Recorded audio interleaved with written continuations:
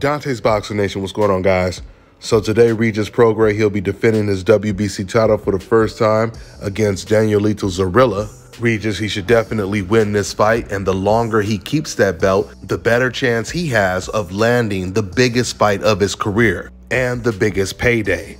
We all know that Devin Haney is moving up to 140 soon. The Regis Prograis fight is actually a fight that Devin has been wanting for quite some time. But bigger opportunities trump that, like becoming undisputed at the lightweight division and fighting against Vasily Lomachenko. Now that Devin Haney has become undisputed and beat Lomachenko, he's on to the next. And because Devin has so many options now, there's no telling exactly who his next opponent is going to be. Dev, originally, he was supposed to attend this Regis Prograis fight, but at the last minute, he changed his mind, which means there's a very good chance that Devin Haney is leaning towards the top rank offers over the DAZN offers, which would be Regis Prograis.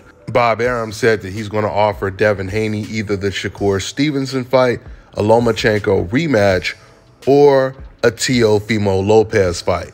Now, all of those would be big fights and competitive fights.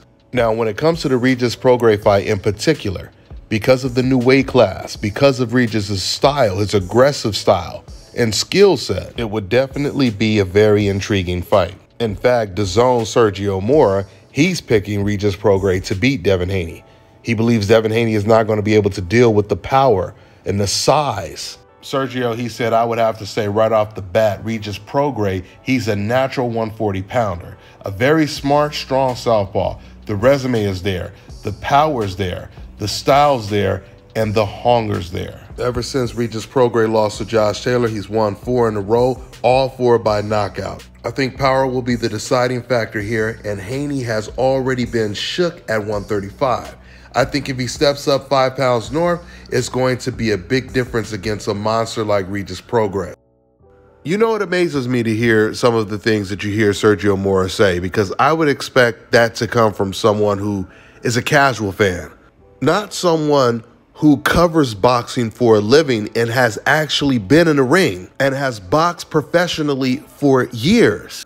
It would just seem to me that Sergio Mora would know automatically you cannot base how a person is going to take a punch or how they're going to deal with bigger fighters because they got rocked in a smaller weight class. Canelo Alvarez, he was rocked by Jose Cotto in a smaller weight class. Andre Ward was rocked by an opponent at a smaller weight class when he was fighting at, what, 168 or 160? Manny Pacquiao was knocked out multiple times in much smaller weight classes. And we see what Manny Pacquiao did after his 2 knockout losses at much higher weight classes. The most dangerous punch to get hit with in the sport of boxing is a punch you don't see.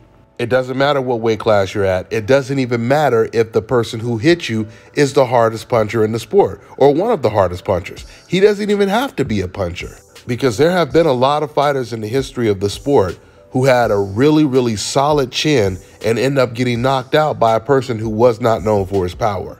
Oh, and by the way, I mentioned to say this before I even said that, but it also needs to be noted that Sergio Mora, he also picked George Kambosos to beat Devin Haney. So I'll say this, as good as Regis Prograis is, I believe that Devin Haney would definitely beat him. I believe Devin Haney, you know, he's a master at controlling range and distance.